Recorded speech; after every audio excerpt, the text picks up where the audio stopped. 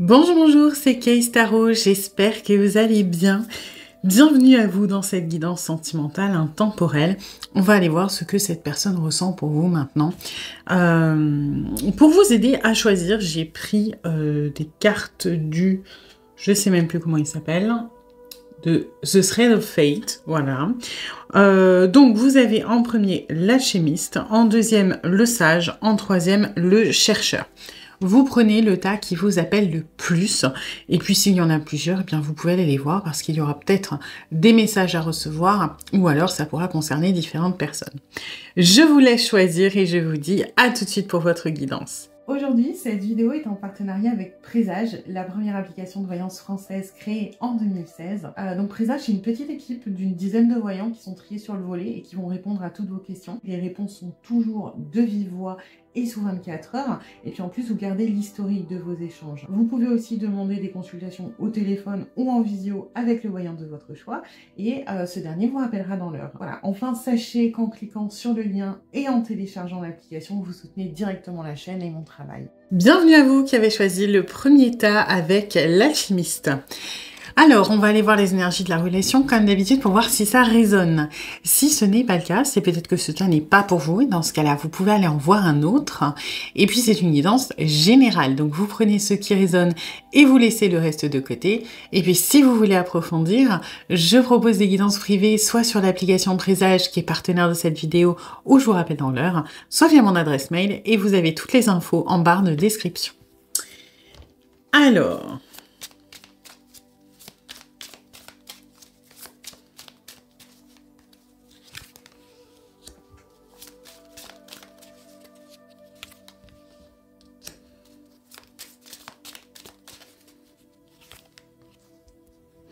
Ok.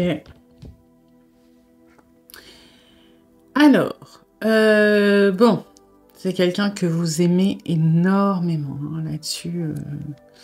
On est assez d'accord. C'est vraiment une personne pour qui vous avez une tendresse particulière, une affection particulière, avec qui vous vous sentez... Typiquement, vous savez, quand on dit des fois, j'ai l'impression d'avoir 14 ans, quoi. C'est un peu ça, hein. Vous avez l'impression de plus rien maîtriser, mais vous n'êtes pas dans l'angoisse, hein. Attention, moi, je vous sens plutôt bien par rapport à ce que vous ressentez. Alors après, bien sûr qu'il y a sûrement des complications puisque j'ai une distance de la part de la personne à qui vous pensez. Ça peut être une rupture, ça peut être une séparation, ça peut être une prise de distance dans la matière. On est en tout cas sur quelqu'un qui est vraiment rentré un petit peu dans sa grotte, avec qui il n'y a plus de communication ou très très peu.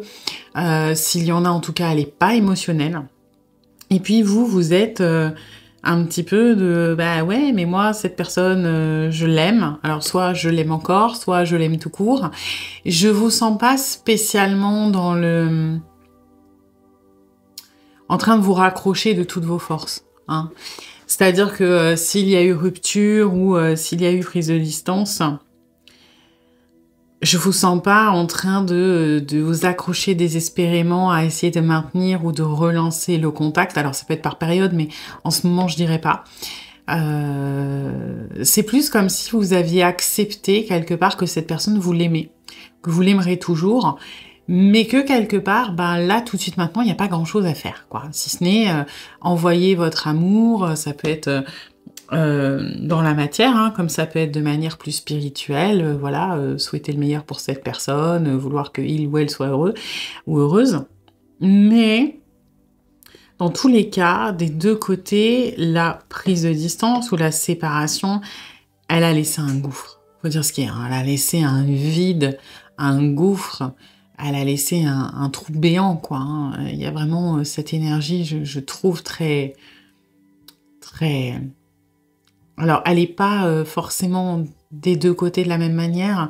La personne à qui vous pensez, ça a laissé vraiment un gouffre, hein. Il y a un truc qui est assez lourd, assez...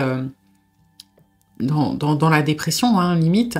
Et cette personne va essayer de compenser. J'ai un côté très... guerrière de voilà, je vais faire avancer ma vie, je vais peut-être me réfugier dans le professionnel, je vais peut-être me réfugier dans des projets que j'avais. On essaie de rester occupé, on essaie de remplir ce gouffre avec d'autres choses. Vous, Vous êtes un peu plus détaché par rapport à ça, si ça a du sens. Vous avez le même gouffre, hein, cette personne vous manque, clairement. Mais vous n'êtes pas en train d'essayer de le remplir ou de le combler. Il y a plus des énergies d'acceptation chez vous. Hein. Bah, c'est comme ça. Oui, cette personne, je l'aime. Oui, cette personne me manque, mais bah, je peux pas la remplacer. Je peux pas faire une relation pansement. Je peux pas me donner l'illusion que le travail va me remplir l'esprit. Alors, ça n'empêche pas que je pense que vous vous occupez justement en revenant à vous, mais vous n'êtes pas dans cette illusion ou dans ce marchandage de vous dire que vous allez occulter ou remplacer ce sentiment, là où la personne à qui vous pensez, elle essaye de combler tout ça d'une autre manière. Donc ouais, pour moi, très peu, voire pas du tout de contact entre vous. J'ai l'impression que c'est assez ancien. Cette séparation, ça date pas d'il y a une semaine, quoi. Hein. Ça peut faire plusieurs mois, ça peut faire plusieurs années qu'il y a eu une vraie scission. Depuis, vous pouvez avoir des nouvelles de temps en temps, comme pas du tout. Bon, ça peut faire 10 ans, mais peut-être pas autant non plus, mais c'est quelque chose d'assez ancien quand même pour moi. Ok. Alors, on va aller voir, hop, ce que cette personne ressent pour vous.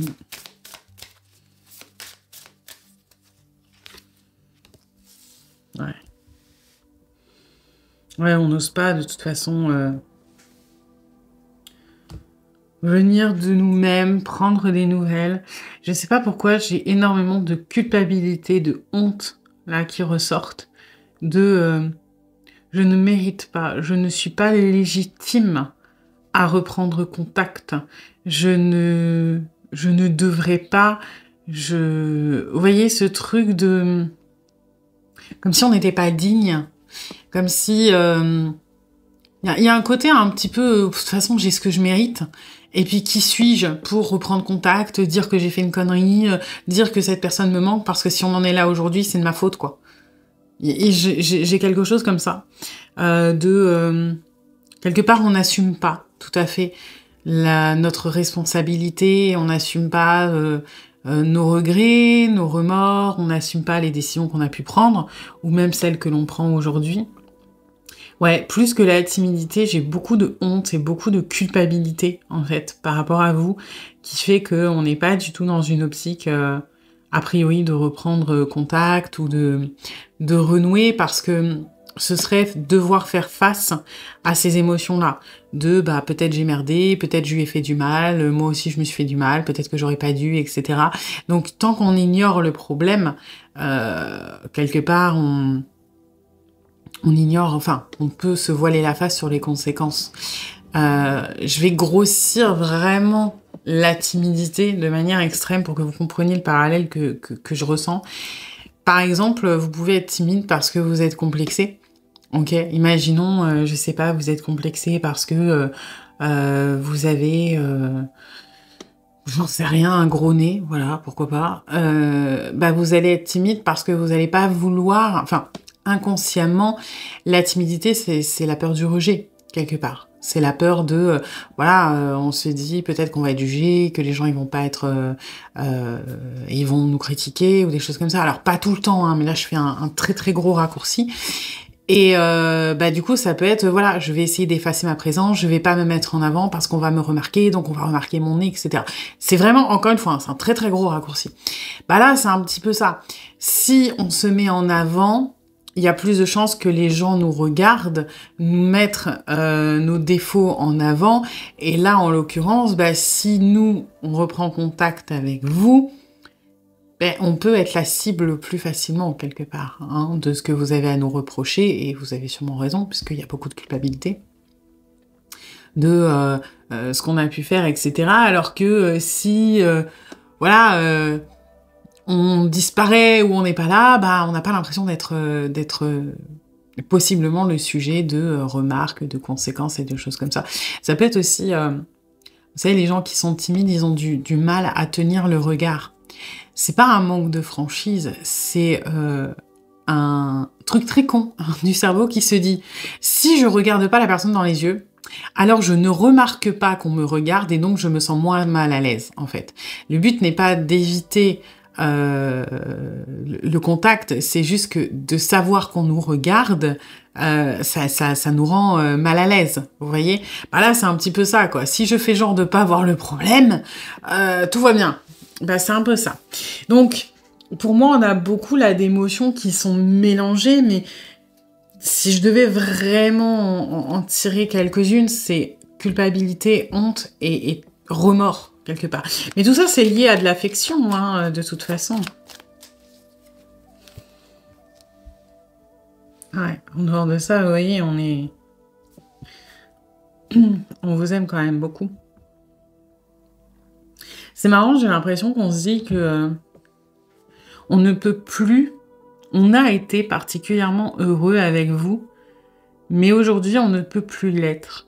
Et là, on retombe dans cette culpabilité à cause de ce que l'on a fait, à cause de cette distance que l'on a pris, que l'on a mis, à cause de choses comme ça. Eh ben, on n'a pas envie de retenter parce que de toute façon, on sait que c'est déjà... quelque part que c'est déjà trop tard, quoi. Ouais. J'ai l'impression qu'on a du mal à se dire qu'il y a un renouveau qui est possible. On préfère en fait se dire que on a vécu ce qu'on avait à vivre avec vous et ne pas être déçu quelque part. Ne pas...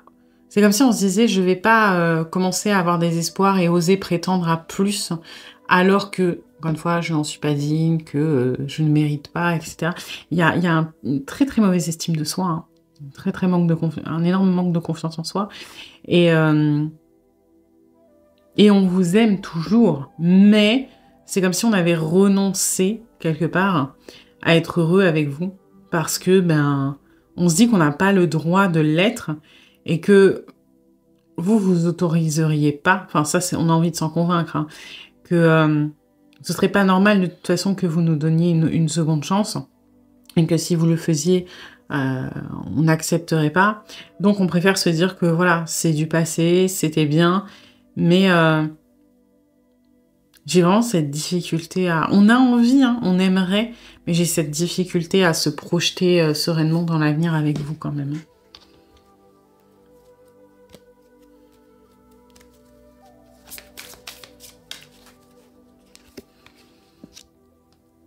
Ok, ça c'est intéressant.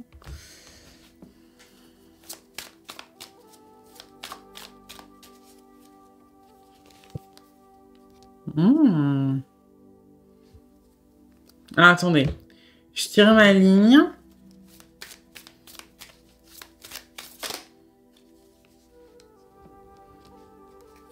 Ok.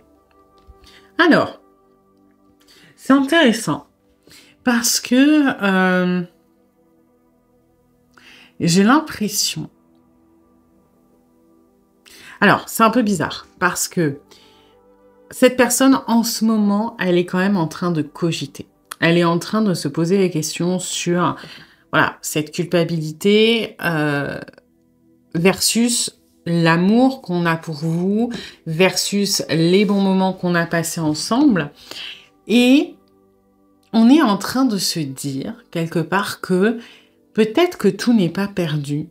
Peut-être que si on fait amende honorable, il y a un avenir qui est possible.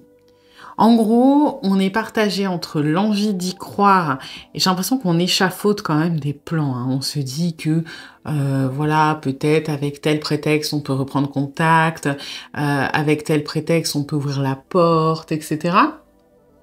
Mais d'un autre côté, on n'a pas trop envie de, voilà, de tirer des plans sur la comète, parce que en fait, c'est bizarre, c'est qu'on a l'impression que si on veut arranger les choses avec vous, si on veut quelque part se faire pardonner, il va falloir qu'on rame. Il va vraiment falloir qu'on rame. C'est pas un problème dans le sens où on se dit que c'est la moindre des choses et que vous méritez qu'on rame pour vous. Par contre, on se dit que même si on fait tout ce que l'on peut, même si on est irréprochable, même si on vous donne tout ce dont vous avez toujours rêvé, ce ne sera pas suffisant pour racheter les erreurs qu'on a pu faire. Notamment peut-être cette prise de distance, etc.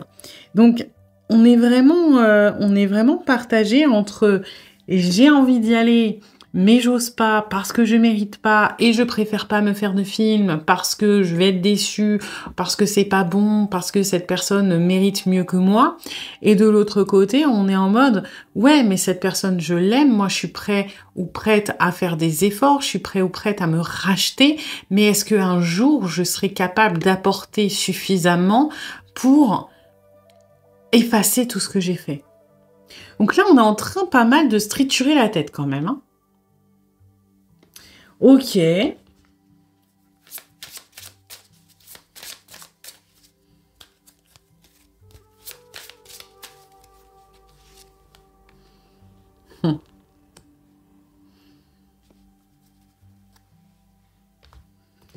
Alors. Ouais, m'étonne pas. Ça, c'est plutôt bien. On a, pendant le temps peut-être où on était loin de vous, en distance, avec moins de contact, autant aujourd'hui, on ne sait pas trop ce que l'on veut faire dans la matière, hein, par rapport à ce qu'on a vu avant, autant on a fini par accepter quelque chose, c'est qu'on vous aime. Qu'on n'aimera jamais quelqu'un comme on vous aime, qu'on vous aime toujours, qu'il n'y a rien à faire, on ne vous oublie pas, et qu'on sait que cet amour, il est différent. Il est différent parce que peut-être que contrairement... Alors déjà, on n'est pas du genre à tomber amoureux facilement, hein, amoureux ou amoureuse, mais en plus de ça... Et j'ai l'impression que cette personne se disait... Alors, soit vous êtes avec quelqu'un, enfin là de qui on parle, qui a tendance à tomber amoureux tout le temps, mais ça c'est très très vite, d'accord? Alors, c'est pas tomber amoureux, du coup c'est des coups de cœur et on enchaîne. Soit c'est quelqu'un qui ne tombe jamais amoureux ou amoureuse, et avec vous c'est le cas. Et si on part de quelqu'un qui a tendance à avoir des coups de cœur très rapides et à ensuite se lasser très très vite, bah, on se rend compte qu'avec vous, malgré le temps qui passe, vous êtes toujours là. Et c'est ça qui est perturbant, c'est que l'amour qu'on a pour vous, on n'a jamais ressenti ça, pour personne. C'est à la fois grand, c'est à la fois pas forcément dangereux. Alors, ça a pu nous faire peur à un moment, mais là, c'est peut-être à cause de la distance, ça ne nous fait plus peur. De savoir que l'on vous aime et que quelque part, ça restera comme ça, quoi qu'on fasse. On n'est plus en train de combattre ça, on est en train de l'accepter. Alors, ça ne veut pas dire que parce qu'on l'accepte, on va se racheter directement, parce que c'est une sorte d'amour inconditionnel, c'est pas de l'amour égoïste, et vous prenez beaucoup de place dans le questionnement de cette personne. C'est-à-dire que oui, nous, ok, c'est bon, on a compris, on vous aime. Oui, nous, idéalement, on aimerait revenir, faites ma vie avec vous, etc. Mais on ne sait pas si on est capable. 2, on ne sait pas si vous allez accepter. Et quelque part, au fond, nous, on n'a pas envie que vous acceptiez parce qu'on estime qu'on ne vous mérite pas. Et 3, c'est pas parce que on vous aime que on doit vous imposer nos sentiments. Vous voyez ? Et je sais pas pourquoi, il y a cette personne qui se dit que vous êtes peut-être trop gentil ou trop gentil et que vous allez passer l'éponge. Alors qu'en vrai, vous n'êtes pas spécialement trop gentil ou trop gentil, mais c'est comme si cette personne s'était mis dans la tête que il ou elle devait être puni, que il ou elle devait souffrir. Voilà. Il ou elle vous a fait du mal, donc il ou elle doit souffrir. Il ou elle n'a pas bien géré les choses, donc il ne peut pas y avoir de happy end pour cette personne avec vous. C'est un peu dommage. Après, j'ai l'impression quand même qu'il y a des choses très très positives, parce que même si on a un peu honte, on a un peu ces peurs de se dire que ça ne fonctionnera pas, il y a quand même pas mal d'énergies qui sont débloquées, je trouve. Hein. Cette certitude, cette histoire d'action, de pourquoi pas mettre des choses en place dans la matière, d'être prêt ou prête à faire des efforts, à se dire que on est capable de se faire racheter. C'est plus vraiment des anticipations de se dire que on mérite pas. Mais je trouve que c'est quand même relativement débloqué. Je sais pas pourquoi, je pense que ça n'a pas du tout été comme ça avant et qu'on était plutôt peut-être sur quelqu'un de prostré. J'aime bien parce qu'il y a un côté un peu extrême quand même. Hein. C'est noir ou blanc pour cette personne. C'est soit on y va, on fonce et on va limite galérer jusqu'à la fin de notre vie pour vous rendre heureux ou heureuse parce qu'à un moment ou à un autre on a fait de la merde, soit on renonce parce qu'on veut que vous soyez heureux ou heureuse et limite nous on s'engage à faire vœu de chasteté jusqu'à la fin de notre vie parce que c'est vous qu'on aime et qu'on aimera toujours et que personne d'autre pourra vous remplacer. Vous voyez, il y a ce côté très binaire chez cette personne. La seule chose, c'est que vraiment, les sentiments, ils sont là. Et on sait que vous ne serez pas remplaçable. J'ai une fidélité, une loyauté. Alors, ça ne veut pas dire que cette personne ne va pas essayer de construire quelque chose si il ou elle ne se décide pas à revenir vers vous. Mais c'est comme si on se disait, voilà, oui, j'aurai peut-être quelqu'un dans ma vie, mais ça ne sera jamais cette personne. Et je ne l'aimerai jamais autant de cette personne. Et ça sera peut-être pour faire comme tout le monde, mais moi, il n'y a qu'une personne que je veux dans ma vie. Maintenant, est-ce que j'ai le droit d'y aller? Est-ce que j'ai le droit de prétendre à ça? Pas trop. Voilà. Eh bien, écoutez, j'espère que cette guidance vous aura plu, mais vous aura surtout aidé. Si c'est le cas, eh bien, n'hésitez pas à liker, à partager, à commenter, à vous abonner. Et puis moi, eh bien, je vous dis à bientôt pour une nouvelle guidance. Bienvenue à vous qui avez choisi le deuxième tas avec le sage. Alors, on va aller voir les énergies de la relation, comme d'habitude, pour voir si ça résonne. Si ce n'est pas le cas, c'est peut-être que ce tas n'est pas pour vous, et dans ce cas-là, vous pouvez aller en voir un autre. Et puis, c'est une guidance générale. Donc, vous prenez ce qui résonne et vous laissez le reste de côté. Et puis, si vous voulez approfondir, je propose des guidances privées, soit sur l'application Présage, qui est partenaire de cette vidéo, où je vous rappelle dans l'heure, soit via mon adresse mail, et vous avez toutes les infos en barre de description. Je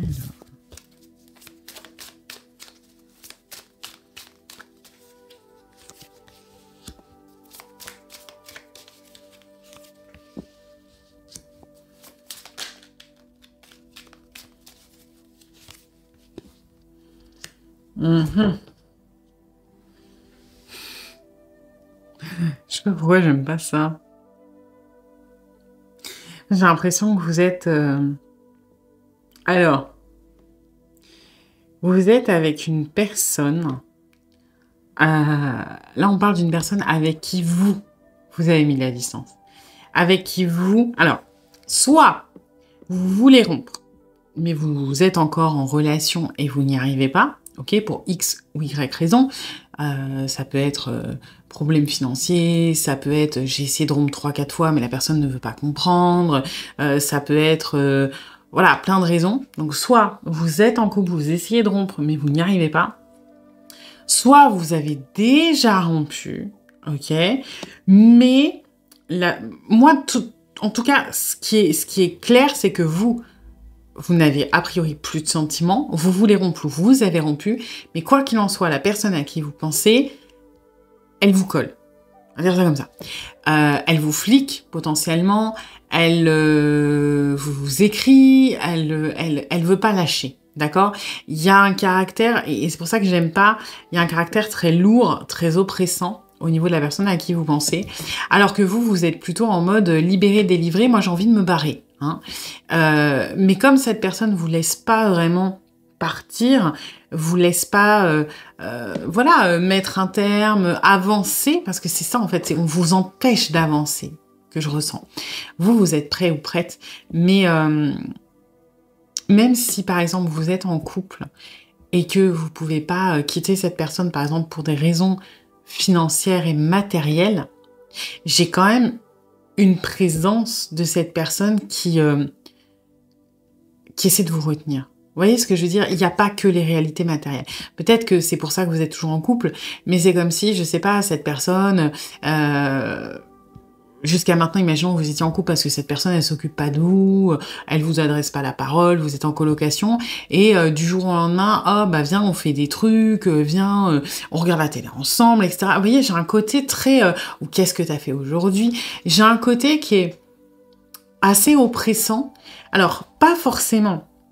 C'est là où tout est subjectif. Hein. C'est-à-dire que cette personne ne cherche pas spécialement à être oppressante, à avoir de l'emprise.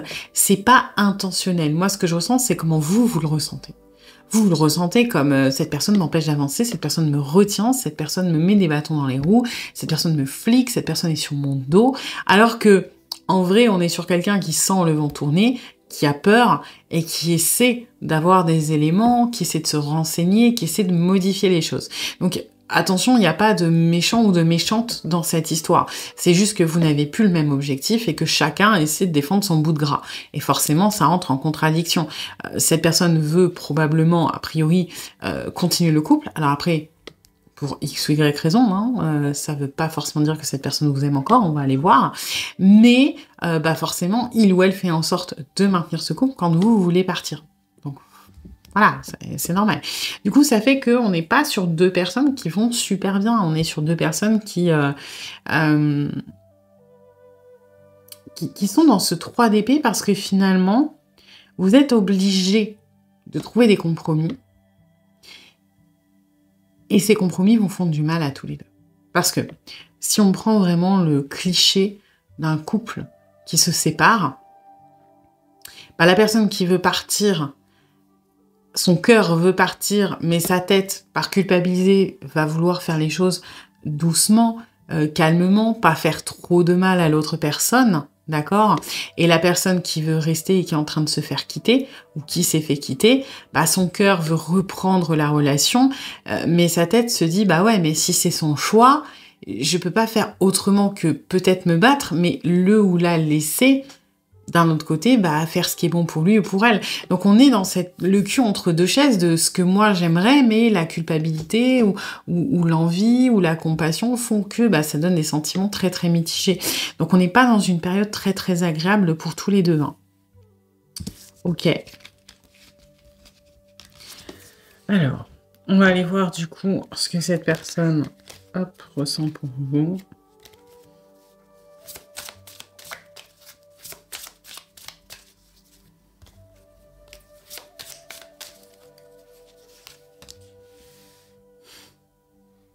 Ah ouais, forcément, on ne veut pas vous laisser partir. Alors, là, j'ai vraiment ces énergies de...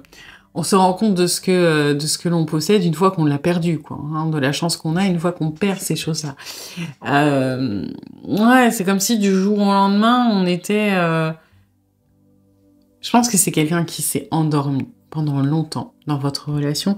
Donc que vous soyez actuellement en séparation avec l'envie de vous séparer ou déjà séparé, c'est une personne qui est en train de se dire waouh, je suis passée à côté de quelque chose. Je me suis pas rendu compte de la chance que j'avais.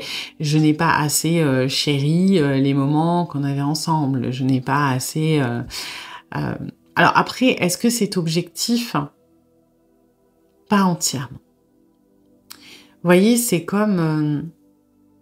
je vais prendre un parallèle un peu bizarre, mais des fois, quand on a un décès d'une personne qui était normale, c'est-à-dire ni gentille ni méchante, hein, juste au milieu, on a tendance à toujours un peu glorifier les morts. Ok, par respect, etc. Et c'est absolument pas dans le jugement, hein, c'est... Et on est dans ces énergies de on regrette ce qu'on a perdu. C'est plus facile et c'est très humain de se rappeler des bons moments. Quand on perd quelque chose, quand on est dans des énergies de deuil, que ce soit un décès ou que ce soit une rupture. C'est assez rare que, alors sauf si c'est vous qui êtes à l'initiative, hein, bien évidemment, mais c'est assez rare quand on se fait larguer de se dire, alors si, c'est des fois la colère. La colère, ça permet de mettre un bon coup. Oui, c'est un connard ou une connasse. De toute façon, c'est mieux comme ça. On est d'accord. Mais quand on y repense avec le temps qui passe, Généralement, on a des souvenirs qui sont soit neutres quand la relation elle est pas, elle était, voilà, pas folle, et quand elle était neutre, elle était, ni spécialement bien, ni spécialement pas bien, on a tendance à se rappeler parfois avec mélancolie de certains souvenirs positifs. Tout ça pour dire que, en gros, quand on est face à une énergie de deuil, le cerveau va pas être objectif. Pourquoi? Parce que l'état de deuil, l'état de changement, c'est quelque chose que nous, on n'aime pas, les humains, de manière générale. C'est quelque chose qui nous fait peur parce que c'est l'inconnu, parce qu'on perd nos repères, etc. Et quand on est face à ce genre de situation, le premier réflexe, ça va être un petit peu de s'auto-conditionner, de s'illusionner, de se faire des films pour avoir à échapper à ce changement. C'est pour ça qu'il y a plein de situations dans lesquelles on reste, où on n'est pas épanoui, mais on n'est pas suffisamment malheureux pour changer. Et ça gratte, ça gratte, ça gratte, et évidemment on est tellement malheureux, ou alors il y a le coup de trop qui fait que on se dit, ok, là il est peut-être temps de faire quelque chose. Pourquoi? Parce que ma situation est suffisamment inconfortable pour que ça fasse moins peur de changer. Mais on va avoir tendance un petit peu à se... Ouais, à se mentir à nous-mêmes sans s'en rendre compte. Par exemple, vous allez être en couple avec quelqu'un, voilà, typiquement vous êtes des colocs, vous dormez pas ensemble, vous adressez à peine la parole, personne s'intéresse à l'autre.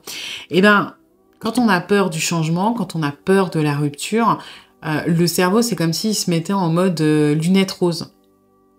Alors, au quotidien, non, mais quand on va commencer à vouloir réfléchir à la rupture, le cerveau va se dire « Oui, mais tu sais, c'est pas si mal, en vrai, t'as pas de quoi te plaindre, et puis on sait ce qu'on quitte, mais on sait pas ce qu'on va trouver. » Vous voyez? Et ça, c'est de la négociation pour ne pas avoir à passer cette étape de deuil, cette étape de changement.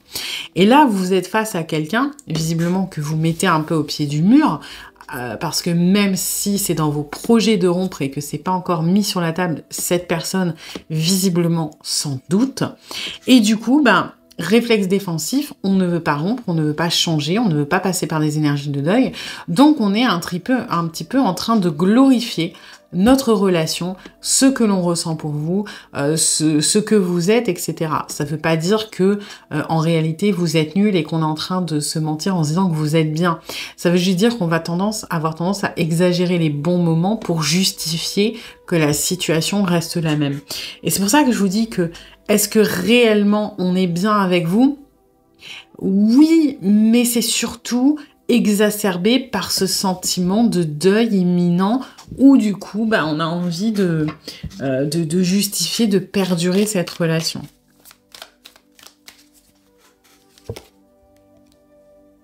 Ouais. On est quand même un peu têtu borné. Hein. La personne à qui vous pensez, c'est... Vous voyez, pourquoi je vous dis que c'est pas... je le ressens pas comme réellement... Waouh, on s'éclate. Parce qu'on a cette reine d'épée derrière. Et cette reine d'épée, elle est un peu insensible. La reine d'épée, elle est carrée, quoi. Elle est... Et là, ce que je ressens, c'est de toute façon... En fait, j'ai quelqu'un qui est vraiment en pleine négociation. Là, on a la négociation émotionnelle de « mais non, ça va bien entre nous, on est heureux ensemble, et puis je me rends compte de ce que je suis en train de perdre, je vais faire des efforts parce que moi, je suis heureux ou heureuse avec toi. » Et là, on a un côté beaucoup plus terre-à-terre qui va basculer dans le soit le de toute façon tu peux pas faire ça, et donc là on va avoir des trucs très rationnels de on a une maison ensemble, on a des enfants, et puis tu vas pas jeter 20 ans de mariage comme ça, ou alors vous voyez ce truc de toute façon on sera amené à se revoir avec les enfants. Vous voyez, on a un truc très carré auquel on se raccroche. Et en même temps, j'ai l'impression que cette personne, des fois, elle va vous faire des phases de oui, bah, de toute façon, moi non plus, je ressens plus rien pour toi, ou des choses comme ça. Ça, c'est un peu plus rare, mais c'est la préparation au deuil, parce que j'ai l'impression qu'on se rend compte quand même qu'on n'a pas énormément de marge de manœuvre. Hein. C'est comme si on sentait le truc inévitable, donc quand on sent que c'est inévitable, bam, on coupe l'émotionnel. Hein. Ouais.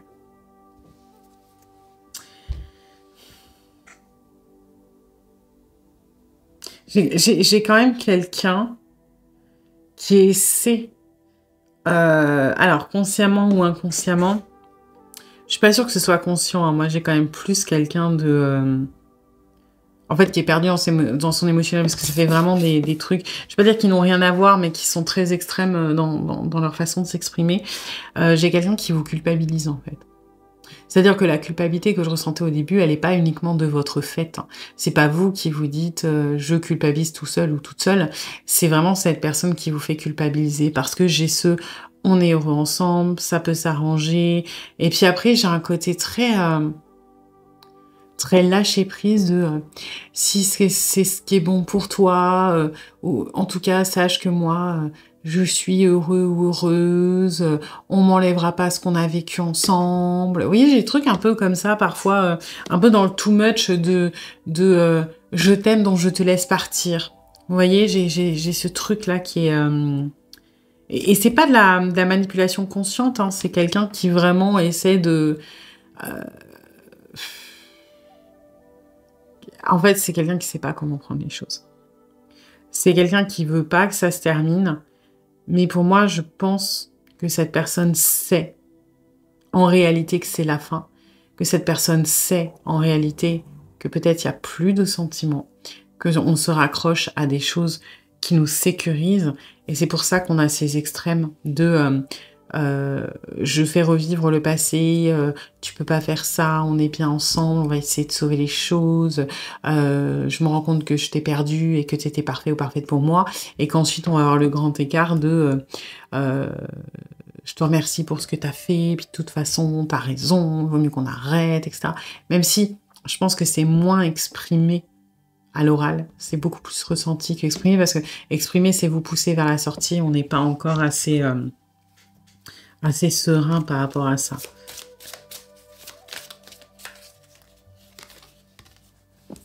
Ouais.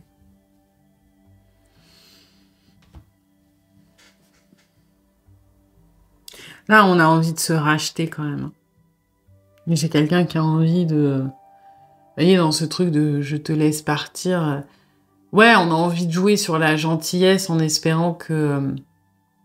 Alors, c'est inconscient tout ça. Encore une fois, peut-être que pour certains d'entre vous, il faudra interpréter ça avec quelqu'un, on va dire, de malveillant, quelqu'un qui a une emprise, mais pour la majorité d'entre vous, c'est pas quelqu'un qui vous manipule en faisant exprès, c'est quelqu'un qui est face à des énergies qui sont compliquées, à des états d'esprit et des sentiments qui sont contradictoires. Et cette personne, elle se dit que plus elle va s'opposer à votre départ, plus ça risque de monter dans les tours, plus vous risquez de partir. Si on est gentil, en fait, si on vous donne quelque chose, logiquement, vous êtes censé nous donner quelque chose.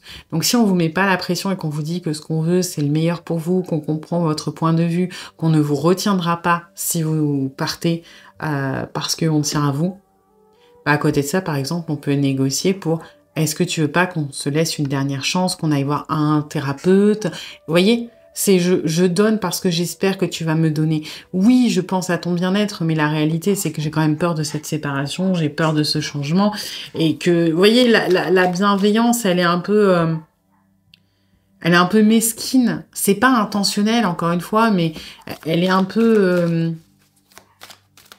comment on dit, intéressée. Ouais. Et là, on se cache derrière les moi je t'aime, je veux ce qu'il y a de mieux pour toi, mais bon, d'un autre côté, je t'aime, tu penses pas qu'on peut... Alors, je sais pas si on vous le dit directement, mais en fait, on essaie de se convaincre de ça, que ça peut pas se finir comme ça parce que nous, on a des sentiments. Pourquoi? Parce que si on accepte qu'on n'a plus de sentiments, alors on n'a aucune raison de vous retenir, et donc on arrive irrémédiablement vers ce deuil. Et ce deuil, il faut bien vous dire, il nous fait peur. On n'a pas envie de ce changement. Après, ça n'empêche pas, vous voyez, on a cette énergie, hein, ça n'empêche pas qu'on a très certainement beaucoup d'affection et beaucoup de tendresse pour vous, hein, on a beaucoup d'amour au sens large. Après, pour moi, c'est plus de l'amour romantique, ok? Mais le fait de se dire qu'on a encore de l'amour romantique pour vous, bah, ce serait la seule raison de justifier qu'on ne se sépare pas. Et que parce que l'amour triomphe toujours, parce que si on fait des efforts, ça va se solutionner. Mais voyez, cette énergie, c'est l'enseignant ou l'élève, suivant comment ça résonne. Mais moi, je trouve que parfois, elle résonne un peu comme le pape du tarot.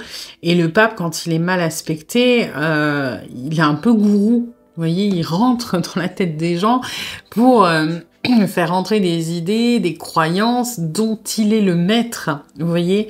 Et là, c'est un petit peu ça, c'est qu'on s'auto manipule, on s'auto convainc que on vous aime d'amour romantique et donc que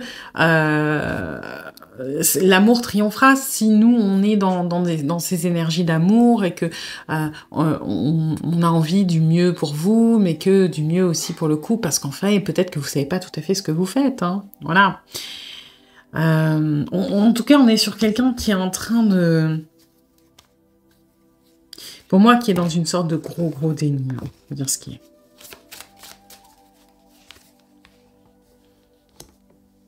Ouais. La timidité, pour moi, c'est je n'ose rien faire, là, parce que j'ai peur que si je fais un mouvement trop brusque, ça précipite ma chute. Donc, je préfère être un petit peu passif ou passive, être reconnaissant ou reconnaissante, être dans la bienveillance et être dans la négociation souple, plutôt qu'être dans les actes forts, que d'être dans l'affrontement. Et du coup, à cette timidité, j'ai ce truc quand même d'observation, hein. On vous observe énormément. Ouais. C'est pas parce qu'on ne... C'est pas parce qu'on ne dit rien ou on ne montre rien que on ne fait rien. C'est juste que, bah, par exemple, on va pas vous dire que on vous aime encore.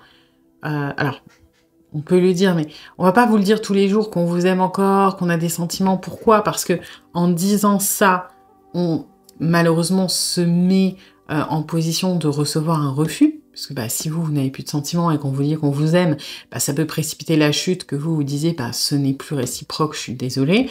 Donc ce qu'on va faire, c'est essayer de montrer ce qu'on pense ressentir, à savoir de l'amour, sur des actes. Sur je t'observe, je te donne des coups de main, je réinvestis la relation, je te colle, je machin. Parce que bah là, vous pouvez pas vraiment dire quoi que ce soit, quoi. Vous pouvez pas rembarrer quelqu'un qui vous dit pas clairement les choses. Vous voyez, si par exemple vous avez, je sais pas, vous êtes une femme et vous avez un homme qui vous parle et fait des allusions, s'il est bon, entre guillemets, enfin s'il est bon dans sa façon de faire, vous savez qu'il vous drague, mais vous pouvez pas le rembarrer parce qu'il y a rien d'explicite. Enfin, vous pouvez, mais si vous le faites, le mec il va dire « Ah bah non, juste, voilà, on s'entend bien, on discute, faut pas prendre au sérieux. » Vous voyez ce genre de piège? Alors que si la personne vous dit clairement « Tu me plais » ou j'ai des sentiments », bah c'est facile de mettre un refus, de dire bah, « Non, c'est pas réciproque ». Bah là, c'est un petit peu ça. On n'y va pas en frontal, mais on y va en mode « Vas-y, je montre ma présence, j'aide, je m'investis, etc. » Parce que, voyez, j'essaie de remettre un petit peu peut-être de séduction, d'attention surtout. Moi, j'ai beaucoup d'attention. Hein. Peut-être qu'on vous rend des services, qu'on vous fait des cadeaux, des choses comme ça. Alors, c'est pas forcément matériel parce que si c'est trop cramé, vous risquez... Vous voyez, c'est ça la timidité, c'est que on fait les choses un petit peu en furtif pour se donner une utilité quelque part, mais sans que ce soit trop marqué pour se prendre un refus. Et aussi, bah, plus on s'investit dans la relation, plus on sait qu'on a peut-être un peu de prise sur elle et qu'elle ne peut pas nous échapper. Donc, compliqué pour cette personne.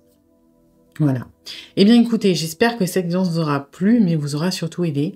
Si c'est le cas, eh bien, n'hésitez pas à liker, à partager, à commenter, à vous abonner. Et puis moi, eh bien, je vous dis à bientôt pour une nouvelle guidance. Bienvenue à vous qui avez choisi le 3e tas avec le chercheur. Alors, on va aller voir les énergies de la relation, comme d'habitude, pour voir si ça résonne. Si ce n'est pas le cas, c'est peut-être que ce tas n'est pas pour vous, et dans ce cas-là, vous pouvez aller en voir un autre. Et puis, c'est une guidance générale, donc vous prenez ce qui résonne et vous laissez le reste de côté. Et puis, si vous voulez approfondir, je propose des guidances privées, soit sur l'application Présage, qui est partenaire de cette vidéo, où je vous rappelle dans l'heure, soit via mon adresse mail, et vous avez toutes les infos en barre de description. Alors,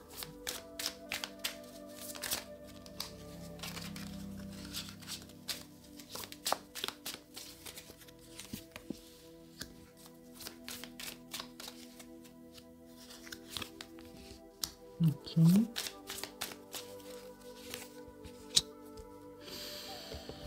Ok. Bon. Alors là, on est sur un truc. Bon. Rencontre. Coup de cœur. Rencontre. Alors, là, j'ai envie de vous dire, on peut en être à tous les stades de la relation. Vous pouvez très bien avoir rencontré cette personne il y a très peu. Vous pouvez être en train de vous fréquenter. Vous pouvez être en train d'être en phase de séduction. Vous pouvez être en couple. Vous pouvez connaître cette personne depuis pas très longtemps comme depuis très longtemps. Alors, je sais que c'est très vague. Mais en fait, ce que j'ai surtout, c'est que on parle pour moi d'une rencontre prévue. Une rencontre vraiment destinée et pas pour rien. Là, clairement, on va être dans tout ce qui va être lien d'âme, âme sœur, lien karmique, même potentiellement flamme jumelle. Dans ce cas-là, je dirais qu'on est soit au tout début, soit à la toute fin. Parce qu'on n'est pas du tout dans les énergies de séparation et de noir de l'âme. On est... là, il y a beaucoup de divin, en fait, qui ressort, que je ressens, avec cette tempérance et cette justice. Alors, pour certains d'entre vous, ça peut paraître... ça va pas parler à tout le monde, mais pour certains d'entre vous, vous avez fait une prière. Ou vous avez fait, je sais pas, un rituel, une demande à l'univers, une prière, la pleine lune, etc. Peu importe. Mais vous avez attiré ça. Vous voyez ce que je veux dire? C'est pas... alors, pas pour tout le monde, hein. Il y en a pour qui, on va dire, c'est tombé un petit peu comme ça. Mais pour certains d'entre vous, c'est suite à une demande de votre part. Ok. Le truc, c'est que j'ai pas énormément d'informations sur plus que ça, si ce n'est que, visiblement, la relation, peu importe depuis combien de temps vous connaissez cette personne, elle vous a tous les deux fait énormément mûrir et grandir. Il y a énormément d'amour entre vous, il y a ce côté, on se tire mutuellement vers le haut. Vous avez énormément apaisé cette personne. C'est comme si vous l'aviez reconnectée à sa partie spirituelle. Vous l'avez énormément guérie, quelque part. C'est... littéralement, vous avez reconnecté sa partie divine à sa partie humaine. Voilà, pour ceux à qui ça parle. Je sais pas, j'ai ce truc de vous avez guéri des blessures, mais pas forcément des blessures... Enfin, c'est des blessures de l'âme, mais il y a quelque chose de beaucoup plus grand que ça. Vous voyez, des blessures peut-être karmiques, des trucs... J'ai l'impression que cette personne, il y avait une espèce de scission à l'intérieur. Quelqu'un qui peut-être n'arrivait pas à mettre le doigt sur certaines choses, qui avait occulté toute sa spiritualité, par exemple, qui n'avait pas accès à une partie de lui. Vraiment, je ne sais pas pourquoi j'ai cette histoire de son être divin, sa partie divine, sa partie sacrée. Et j'ai l'impression que vous avez recollé tout ça, quelque part. Vous, ce que ça vous a apporté, et j'ai l'impression que ça vous a permis de vous trouver, vous. En fait, c'est marrant parce que j'ai deux énergies complètement différentes. Cette personne avait oublié, on va dire, sa partie spirituelle et vous l'avez réussi à la reconnecter à cette partie. Alors après, on peut en être à plusieurs stades, hein. Ça peut être le tout début, comme ça y est, la personne, elle est ultra alignée, etc.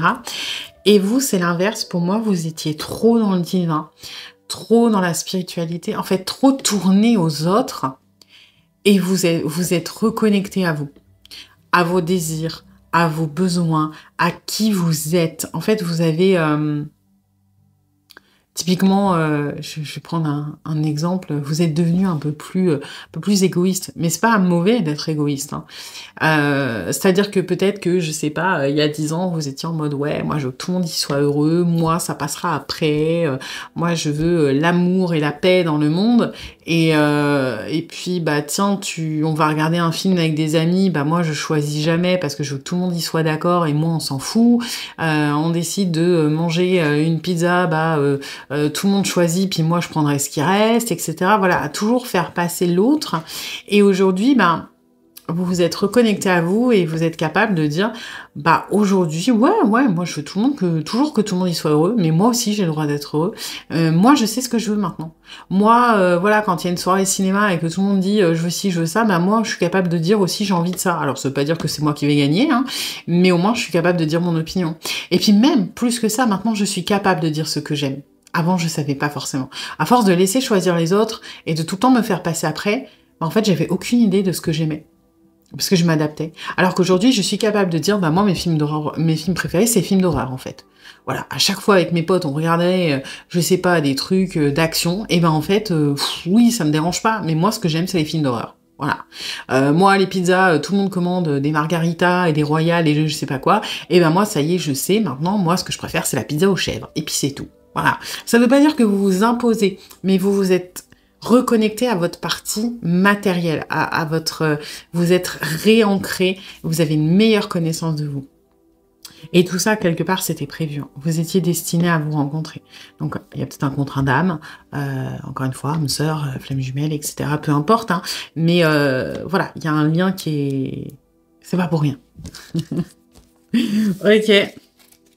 Bon, on va aller voir ce que cette personne ressent pour vous.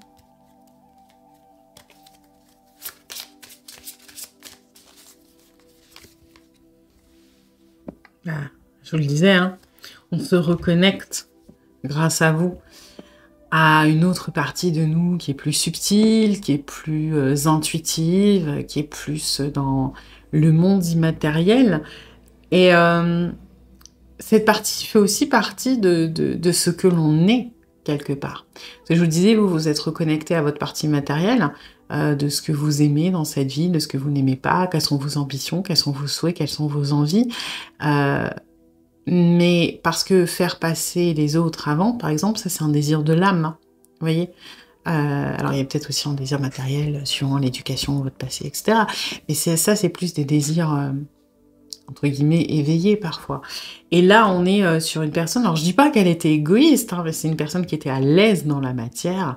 Je sais ce que je veux, c'est pas pour autant que on est un tyran, etc. hein, mais j'ai conscience de mes goûts, de ce que j'aime, de ce que j'aime pas, de ce que je veux, de ce que je ne veux pas. J'ai conscience aussi peut-être de ce qu'il faut, de ce qu'il ne faut pas, de ce qui doit être fait. J'ai beaucoup de ça aussi. Hein. Quelqu'un qui avait tendance, pour moi, à suivre le mental, les mœurs, les règles, les peurs du rejet, hein, énormément de ce côté. Et aujourd'hui, on se reconnecte un petit peu plus à... voilà, entre ce que ma tête dit, ce que mon cœur dit, etc., qu'est-ce que mon intuition me pousse à faire. Avec vous, on a vraiment reconnecté à cette part spirituelle qu'on n'écoutait pas. Parce qu'on ne pouvait pas l'écouter jusqu'à maintenant, de toute façon. On n'était peut-être pas prêts. Hein. On a encore une tempérance qui sort. On a trouvé une espèce de... Vous voyez, typiquement, la tempérance, elle a toujours deux coupes. Hein. On l'a là aussi. Et la tempérance, elle est reliée au divin. Hein. Elle a toujours cette, je sais pas, ce troisième œil quelque part sur le front. Elle est reliée au divin et elle a toujours ces deux coupes. Et moi, la façon dont je vous vois, donc, dont je ressens le truc, c'est comme si, jusqu'à maintenant, la tempérance, en fait, elle versait la coupe dans le... comme l'étoile, un petit peu dans l'eau. Et comme s'il y avait une espèce de fuite émotionnelle et que, en fait, vous êtes la deuxième coupe et on vous a trouvé. C'est vous qui ramenez l'équilibre. C'est vous qui nous reconnectez à notre partie divine, justement. Alors, je sais que ça se lit pas comme ça, parce que la tempérance, elle est avant l'étoile. Donc, si on suit le chemin du fou qui passe à travers tous les arcanes pour... apprendre voilà, des leçons. Quelque part, l'étoile est censée être plus évoluée que la tempérance, vu que l'étoile, elle est située après. Mais, alors si je la trouve, je vais vous expliquer ce que je ressens. Ce sera plus simple. Ça se trouve, là, vous êtes en train de dire, ah, elle l'a passé, elle l'a pas vu. Lune. Ah, elle est là. Alors, vous voyez, j'ai l'impression que grâce à vous, On est passé de l'étoile, alors symboliquement, parce que l'étoile a une dimension très spirituelle, à la tempérance. Dans le sens où l'étoile, vous voyez, elle est humaine, quelque part. Elle est humaine, elle verse l'eau dans le lac, etc. Et c'est comme si de vous avoir... Si on regarde, sans parler des numéros, on n'a pas l'impression que elle, c'est l'évolution de elle, concrètement. Que elle, c'est une petite humaine, elle fait son eau, elle est vulnérable, elle est toute nue, c'est la nuit, etc. Et bam, on n'a pas la version améliorée, là, on a le divin, on a les ailes qui ont poussé, on a la connaissance, on a le soleil, on a l'illumination, on a les coupes qui sont transvasées plus proches du ciel que dans la terre. Vous voyez, alors là, on parle juste d'iconographie, hein, parce que au niveau des symboliques et des ressentis, c'est pas la même chose, mais c'est ça que je ressens. Vous voyez, par rapport à vous. On est passé de l'étoile, qui était, alors c'est pas les énergies de l'étoile, mais on va dire quelque chose de très matériel, quelque chose de très, voilà, vers le sol, à cet ange qui s'élève, en fait, qui a pris une autre façon de gérer, notamment son émotionnel, son intuition. Là où l'intuition et l'émotionnel, on pourrait dire que dans l'étoile, c'est déversé un peu n'importe où, il n'y a pas une grande maîtrise de tout ça, il peut y avoir une fuite. Et ben là, l'intuition, l'émotionnel, il est maîtrisé. On est en pleine conscience de certaines choses, on s'élève. Et c'est ça ce que je ressens, que l'on ressent pour vous. Ce truc d'être complet, d'être évolué grâce à vous, d'en comprendre beaucoup plus sur soi-même, d'être en meilleure maîtrise de ce qui est à notre disposition, de nos émotions, de notre intuition. Il y a une espèce de, justement, d'amour inconditionnel aussi, hein, que je ressens. Ouais. Cette espèce de... Vous voyez, ça, c'est la carte de l'enfant, mais... Vous savez ce qu'on dit, par exemple, que... alors, ça marche pas pour tout le monde, hein, bien évidemment. Malheureusement, il y a des enfants qui sont rejetés, etc. Mais que une maman, quand elle voit son bébé, elle tombe amoureuse de son bébé et l'amour maternel, ça s'explique pas.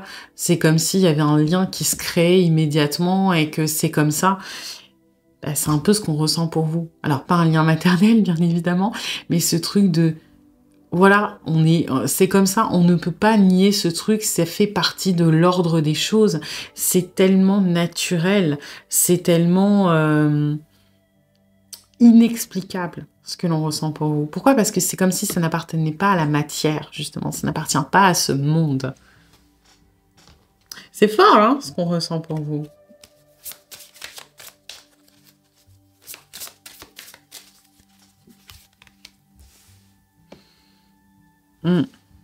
On a cette justice qui revient un peu. Hein. C'est pas le jugement mal aspecté, etc. C'est cette histoire de... c'est marrant quand même, hein. Ça ressort. Il n'y a pas de carte de justice dans ce jeu-là. Et le jugement est ici mal aspecté puisqu'il fait opposition à la liberté. Mais là, dans les énergies, ce que je ressens, c'est une justice, encore une fois. Hein. Faut pas oublier, hein, on avait tempérance, justice et 9 de coupe. Hein. On est légèrement en train de refaire la même chose que ce qui s'est passé dans les énergies générales. Ce truc de... ce qu'on ressent, c'est que c'était prévu. C'est qu'il n'y avait pas moyen d'échapper à ça. Que c'est de l'ordre des choses. Que... quoi qu'il en soit, on ne pouvait pas passer à côté, que ça devait arriver, et que ça devait arriver pour une bonne raison, notamment peut-être pour nous faire grandir. Vous voyez, j'ai pas l'énergie du jugement là comme elle peut être symbolisée. Ce que je ressens, c'est cette justice, encore une fois. Ce truc de fatalité, mais pas dans le sens négatif, vous voyez, plutôt de destin, quoi, de destinée.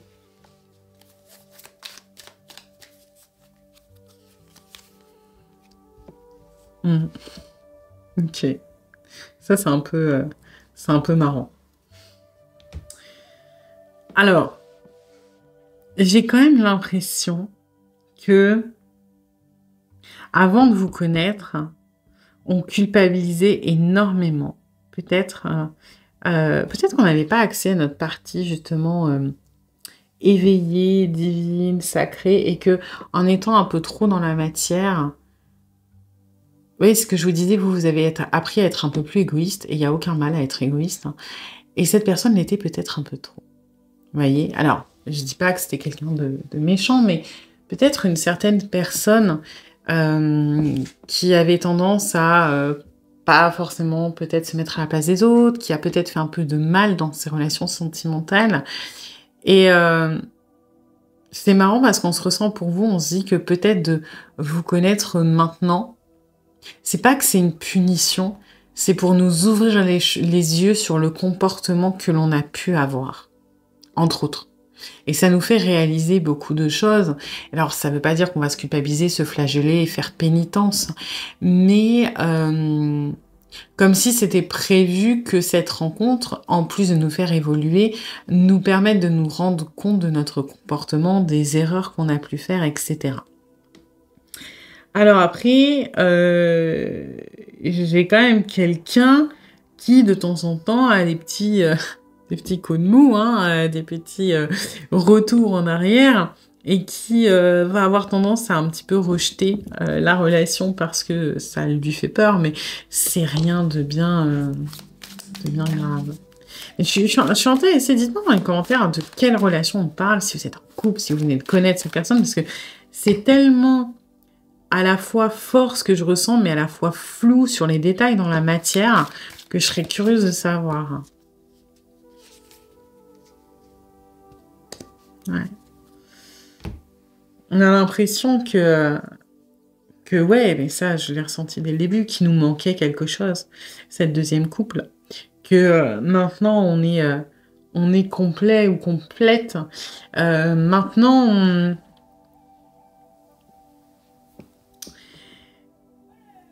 ouais, enfin, je sais pas comment expliquer ça. On a l'impression d'être complet ou complète et que c'est pas quelque chose qui, je sais pas, qui nous avait manqué. C'est pas que juste avant de vous connaître, on avait l'impression d'être incomplet ou incomplète. C'est que maintenant qu'on vous connaît, on se rend compte à quel point on pouvait l'être. Vous voyez? C'est un peu comme si, voilà, aujourd'hui, on est d'accord, pardon, que on n'est plus capable de se passer de nos téléphones, par exemple. Ok? Pour autant, avant qu'il y ait les smartphones, bah, ça nous manquait pas parce qu'on connaissait pas. Vous voyez? Mais maintenant qu'on connaît, on peut plus s'en passer. Bah, c'est un peu ça. C'est que avant de vous connaître, on n'avait pas spécialement l'impression que ça nous manquait, mais maintenant qu'on connaît, on a l'impression d'avoir découvert qu'il manquait quelque chose à l'intérieur de nous et qu'aujourd'hui, on n'est plus capable de s'en passer. Bon, on a quand même peur de vous perdre, donc on doit avoir parfois des petits réflexes de sabotage, hein.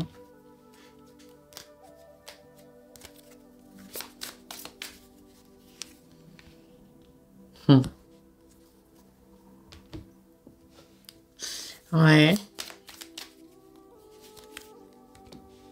Ouais, je m'en doutais. Vous voyez, quand je vous disais que on avait un peu pris conscience, grâce à vous, peut-être de nos agissements passés, de ce que l'on a pu causer aux autres dans les dégâts collatéraux, peut-être qu'on avait un petit manque de compassion pour les autres dans notre vie sentimentale. Et aujourd'hui, on est un peu en colère contre nous-mêmes par rapport à ce qu'on a fait dans le passé. Vous voyez? On est un peu... Et je pense que c'est pour ça que des fois, il y a des petits côtés excessifs chez cette personne. Il doit y avoir des moments de rejet, peut-être de temps en temps, de je mérite pas, patati patata. Mais j'ai l'impression qu'on vous en veut. Alors, faut pas surinterpréter, mais autant on aime ce que l'on a découvert, c'est-à-dire que oui, il nous manquait quelque chose, mais bah, typiquement comme les smartphones, ben, si demain il n'y en a plus, c'est chiant, quoi. Vous voyez? Bah là, si on se dit, bah c'est cool, hein, j'ai découvert un truc génial que j'avais pas l'impression de manquer, mais maintenant je me vois pas vivre sans parce que cette personne fait partie de ma vie. Mais du coup, je lui en veux à cette personne parce qu'elle m'a un peu rendue dépendante. Si demain elle part, je fais comment maintenant? Parce que moi, j'ai envie de la protéger, j'ai envie qu'on me protège, j'ai envie qu'on soit bien ensemble. Mais d'un autre côté, je lui en veux de m'avoir fait goûter à cette addiction. Vous voyez, il y a un peu de trucs comme ça, de mauvaise foi, quoi.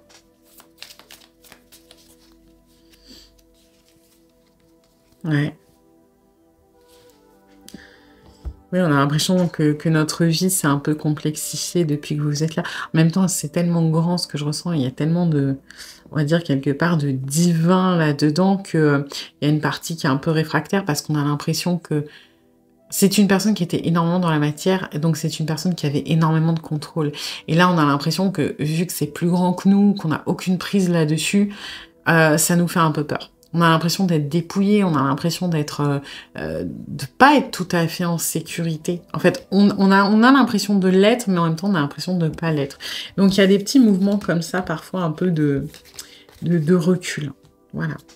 Eh bien, écoutez, j'espère que cette séquence vous aura plu, mais vous aura surtout aidé.